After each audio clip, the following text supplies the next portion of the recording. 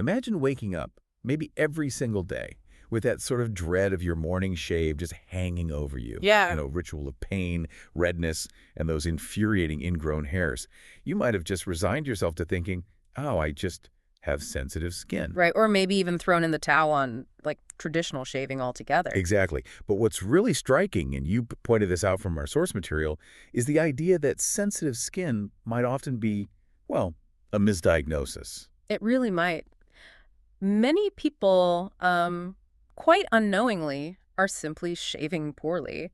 And a few key adjustments, sometimes ones that feel a bit counterintuitive, can make just all the difference. It makes you question, doesn't it? Is your skin genuinely sensitive, or is your technique just crying out for an upgrade? Precisely. So that's the core of it today.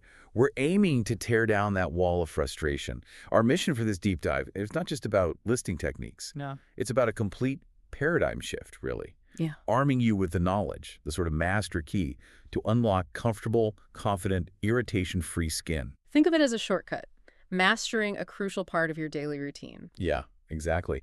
Let's embark on this journey. Let's do it. So, okay, we're talking transformation.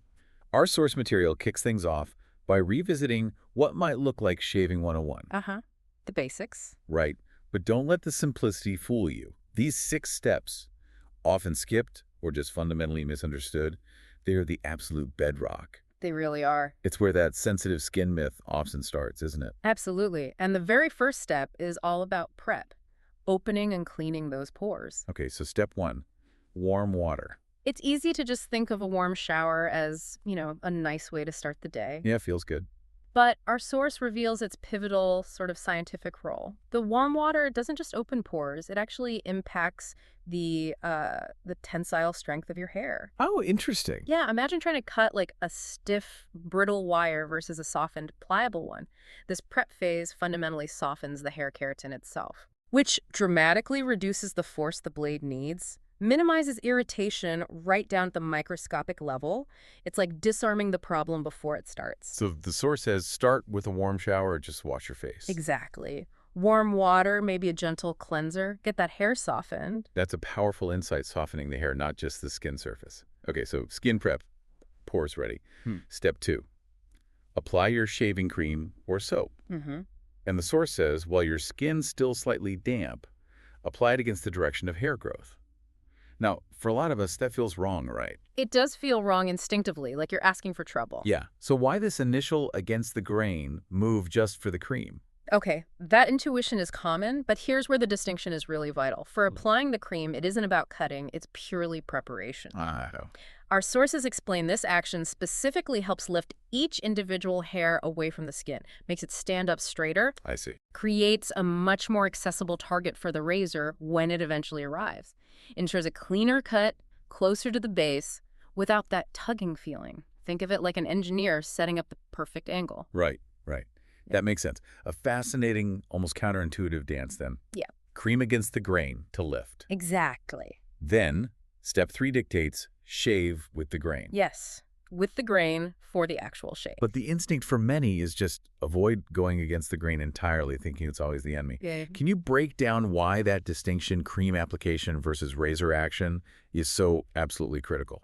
This is probably the most crucial point for avoiding irritation, full stop. Our sources are incredibly clear on this. Okay. Going against the grain with the actual razor blade can cause significant friction and, well, aggressive tugging on the hair follicles. It's not just uncomfortable. Well, It's a direct assault on the skin. You're literally pulling the hair partially out of the follicle before cutting it. That leads straight to the inflammation, the irritation, the rash. okay. That redness. Exactly. Shaving with the grain, however, minimizes all that stress. The blade glides more smoothly, severs the hair cleanly without unnecessary pulling or trauma, prevents that angry reaction. Makes perfect sense when you explain it like that. So, precise cut made, the next critical piece, our source insists, is the instrument itself. Step 4, use a good quality shaving tool. Right. But, the market's flooded with vibrating heads, 5, 6, 7 blades. Is the source basically saying a lot of that's just noise? Simplify. Precisely. Our sources really cut through the marketing hype. Yeah. They highlight that a good quality tool isn't defined by gimmicks. Okay. It's about how effectively the razor does its main job. Cleanly, efficiently cutting hair with minimal irritation. Those fancy features, like vibrating heads, often add nothing to the shave quality. Not even hinder it. Could even create additional drag, yeah. Yeah. The focus should be on solid construction, a sharp edge, and sort of an intelligent design that respects the skin, not chasing the latest gadget. Got it. Okay, shave complete. Step 5 focuses on the immediate aftermath. Rinse your face with warm water. Just an initial rinse to clear away soap and stubble. But crucially, the source says you don't want your pores to close just yet. Yeah. Why keep them open for this first rinse? Exactly. That warm water rinse right after shaving is all about cleanliness, removing any debris from the process. Makes sense. We keep the pores open for this initial rinse just to ensure they're thoroughly flushed out, clear of any lingering impurities or tiny hair fragments. It's a gentle flush, making sure everything's pristine before the final protective step. Okay, and that leads us straight into step 6, the final foundational step. Yeah.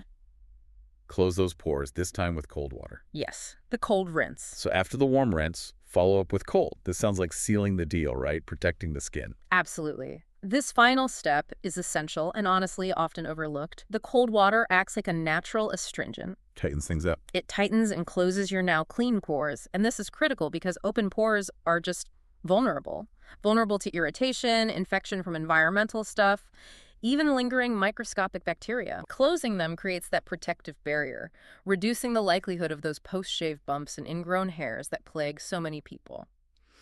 It calms the skin, reduces redness, locks in that fresh, clean feeling. And this is when you'd apply aftershave if you use it. Exactly. Now's the time. Aftershave can also help soothe and protect. Okay, so we've walked through those foundational 6, a really clear roadmap, actually, for preventing most common shaving issues. Yeah, it covers a lot. But what if you're out there listening and you're thinking, I do all that, or most of it, and you're still battling redness, bumps, just general irritation? Right, it happens. Our source says even then, you could still get shaving rash, which suggests we need to dig into some extra measures, elevate the shave beyond the basic. Exactly. Time to refine the technique. Let's start with how the razor itself is designed. You mentioned intelligent design earlier. Yes.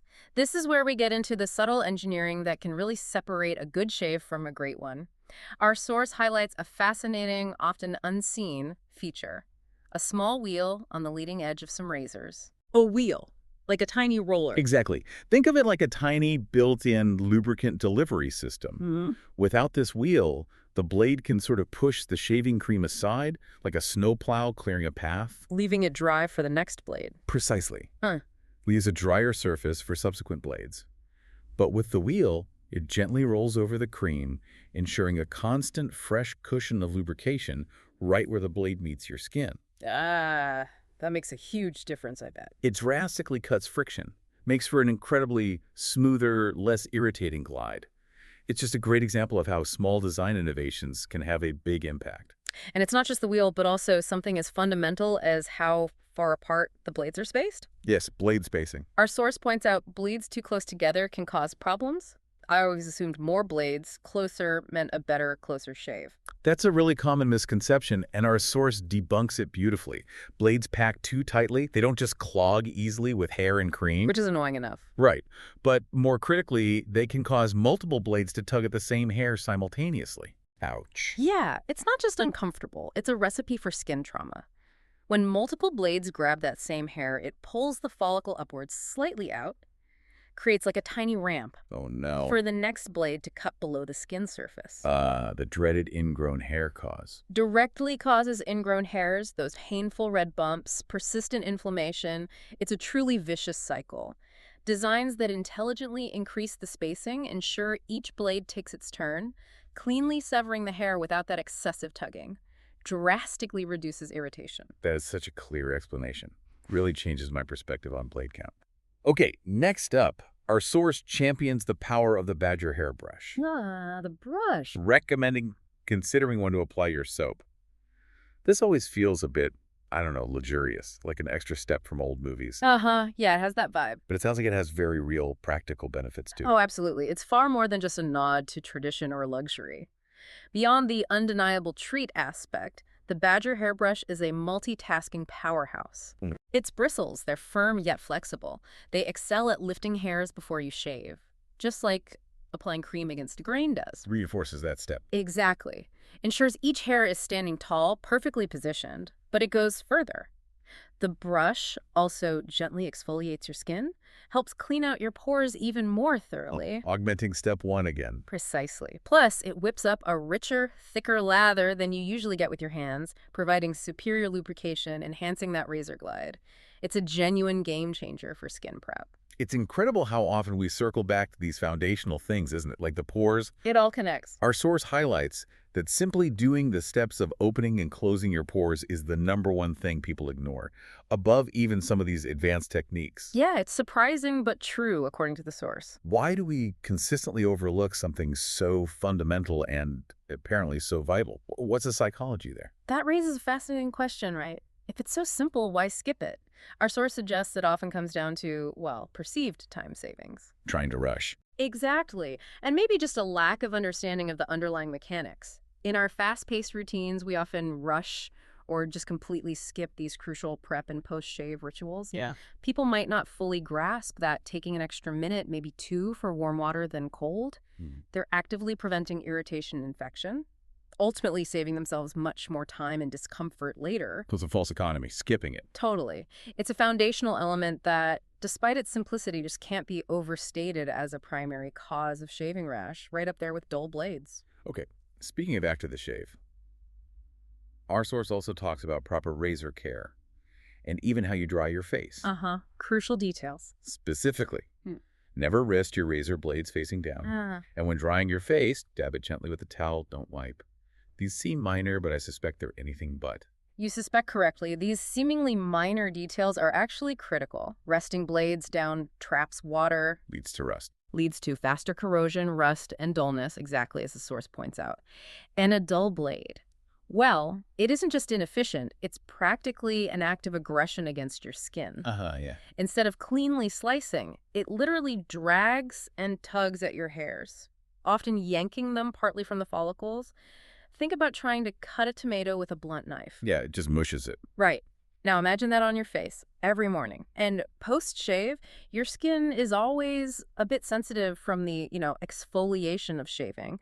So dabbing, rather than wiping, ensures you treat it gently. Prevents extra irritation. Prevents unnecessary friction and microabrasions that can definitely escalate into irritation, even if you get everything else perfectly right up to that point. Okay, so we've meticulously covered the steps, the advanced techniques, the common oversights. If we had to boil it all down, what's the single ultimate enemy in this fight against shaving rash? The source is absolutely unequivocal on this. Dull blades, they are your worst enemy. Full stop. The primary culprit. The primary culprit. And what's truly insightful here is how the feeling of a bad shave, that irritation, almost always directly correlates with blade sharpness. Makes sense. It's not just about getting a close shave. It's profoundly about the health and comfort of your skin. A sharp blade minimizes friction, cuts cleanly, dramatically reduces trauma to the hair follicles and the surrounding skin. And that leads right into the frequency of changing blades. Something I think many of us, myself included, are probably guilty of stretching out. Yeah, it's easy to do. The source says change them regularly. Suggests if you shave every day, swap in a fresh cartridge once a week. Weekly. For daily shavers. That sounds frequent. It does sound frequent compared to common practice, doesn't it? And this raises a really important practical question. The cost. Exactly.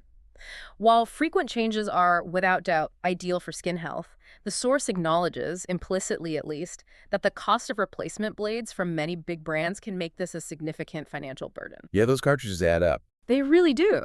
And that high recurring cost, unfortunately, prevents many people from adhering to this best practice. It creates a real barrier to consistent, irritation-free shaving and optimal skin health. Right. It's that tension between ideal care and economic reality.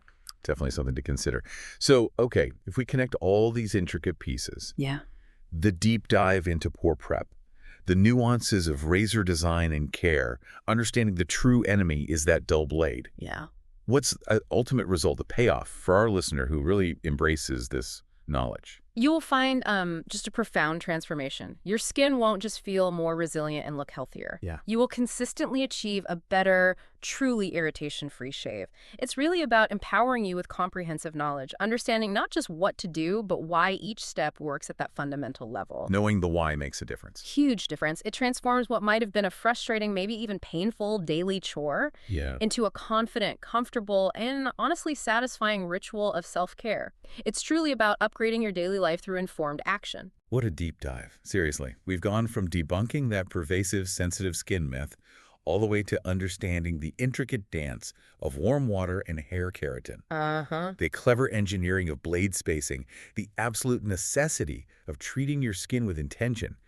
You really do now have a complete roadmap, Yeah, tools are there. turning that daily shave into a moment of confidence and comfort. Indeed. We've seen how these small, deliberate changes, backed by a deeper scientific and mechanical understanding, can lead to really significant and lasting improvements in just a foundational daily routine. So, for you, our listener, here's maybe a final thought to mull over.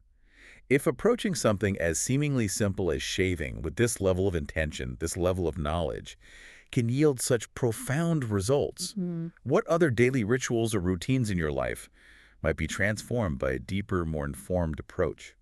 Perhaps there's more to discover and master right under your nose. Something to think about. Thanks for joining us for this deep dive.